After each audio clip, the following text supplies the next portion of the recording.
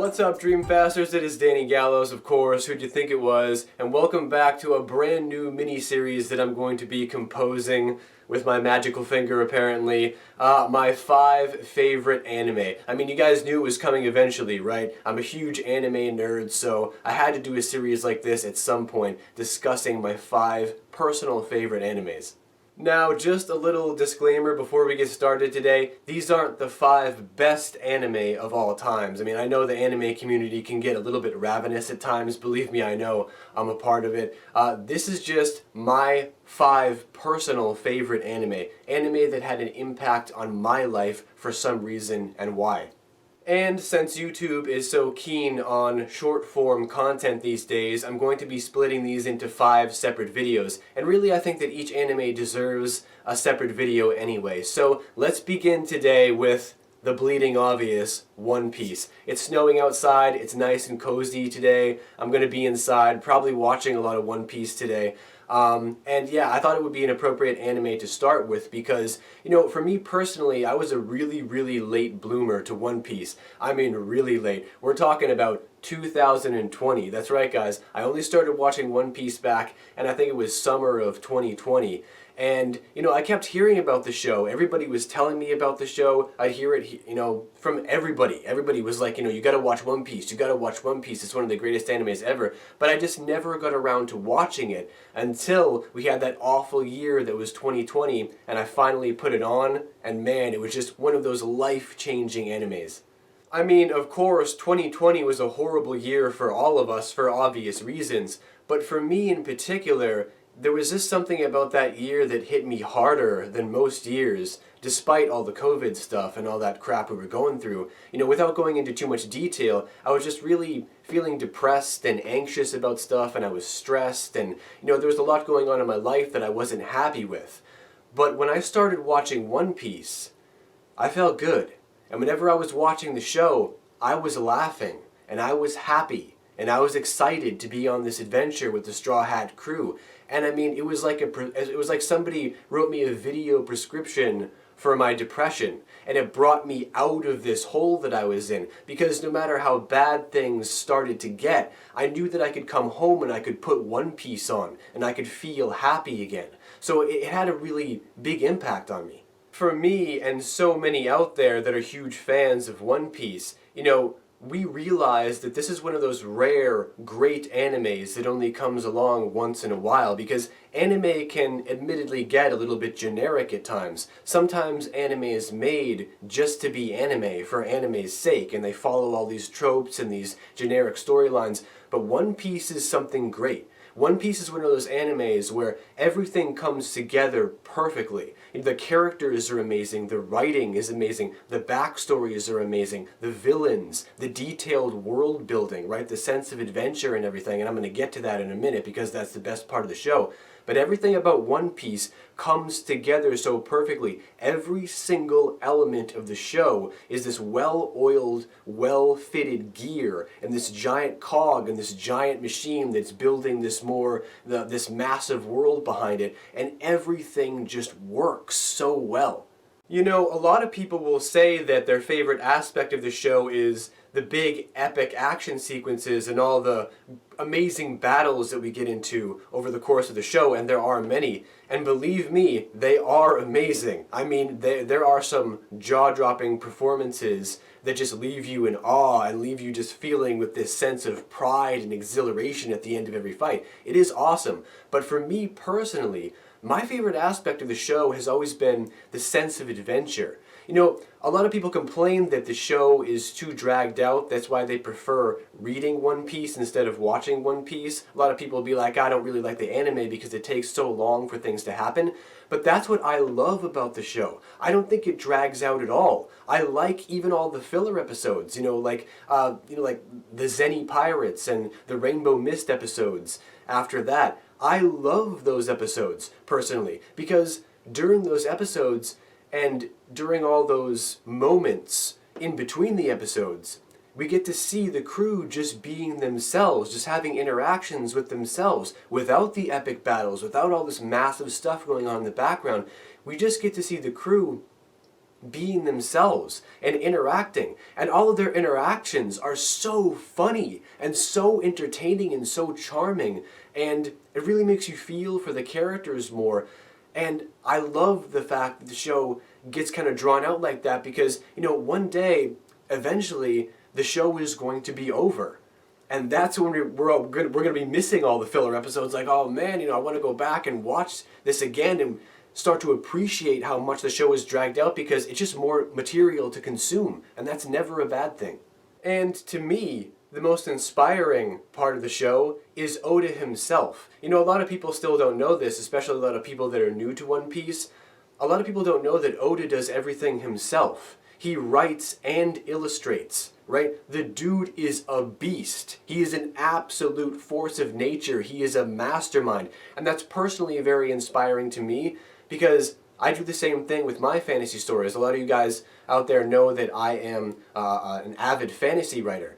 And while I do get concept art done for like my Dark Crystal books and my Star Wars books, obviously because people can draw Dark Crystal and Star Wars better than I can, but for my own personal fantasy series, Arcane Epics, that I've been working on for a long time, I write everything, I design everything, I do all of the world building, I do all of the mythos, all the lore, I sketch all of my characters, I design all the weapons, I design all the ships, I do everything myself. So I can relate to Oda. And that's another reason why I love the show so much is you're watching this masterpiece of a show, realizing that this comes from one brain, right? And it really puts things into perspective, especially today, in terms of Hollywood, where we have all these different writers on movies, and they still suck. And here's Oda doing everything himself. And he's creating these masterpieces. It really makes you think, do we need all these different people on a project, or do we just need one mind and one direction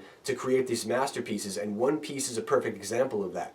Something else that I really, really adore about One Piece is how the stories are not linear. They don't really go straight from point A to point Z. You go all over the place before you get to point Z. A perfect example of that is like Nami's storyline in the East Blue Saga, right? Where she's traveling with them for a little while, but then she steals the ship and she starts to head back towards Arlong Park. And for a few episodes, you think that she's evil. She's this evil person that you never saw it coming, right? You never saw it coming. You're like, I can't believe this. Nami is this evil witch who's working for Arlong, and they make you think something.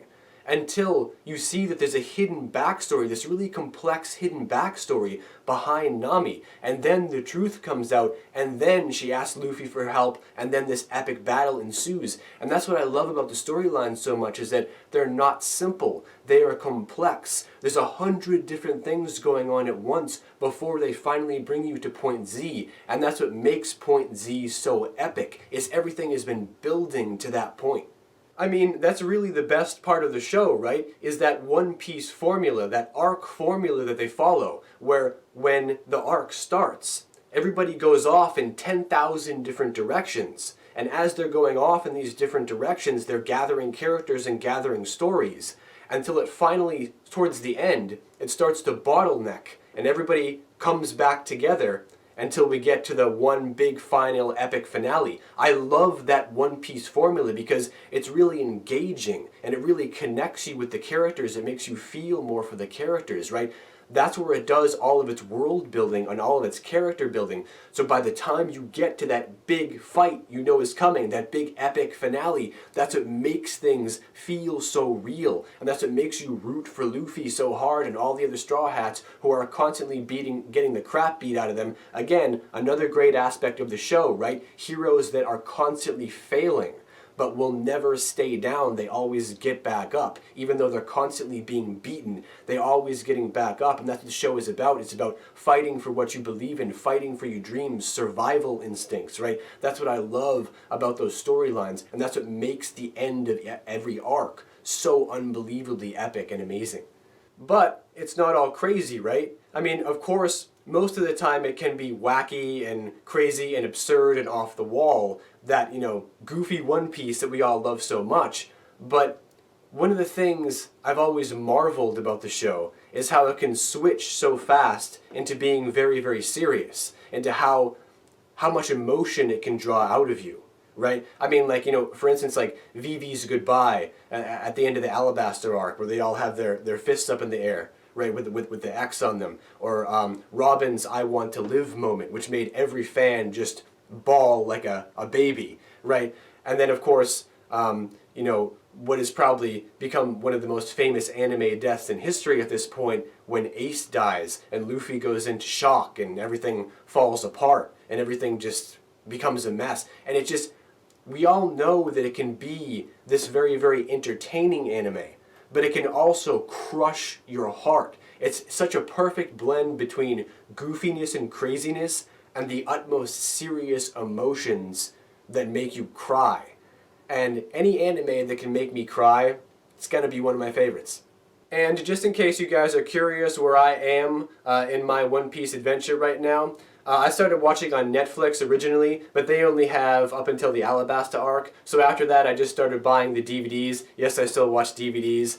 So right now, I've got the latest edition, Collection 28 of the dubbed DVD. Yes, that's right, I watched the dub, guys.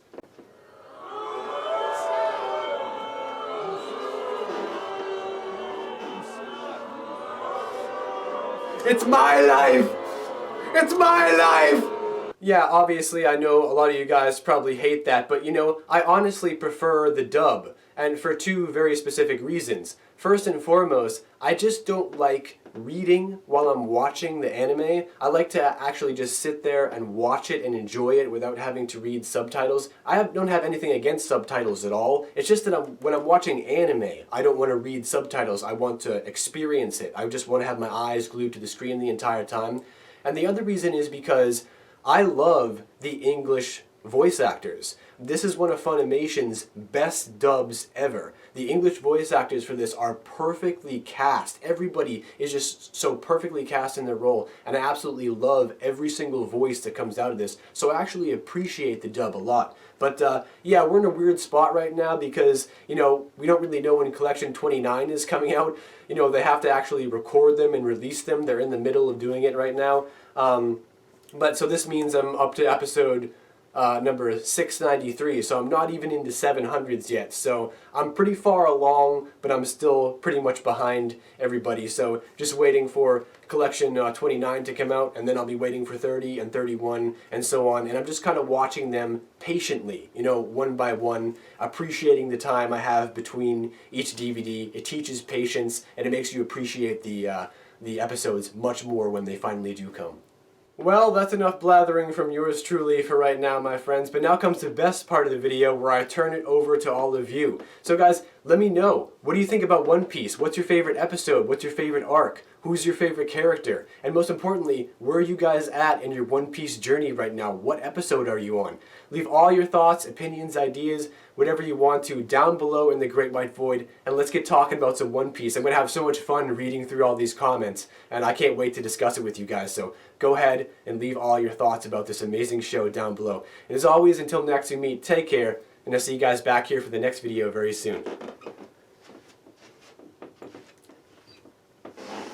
No, I'm not done yet. I gotta end this video the only way I know how. One Piece style.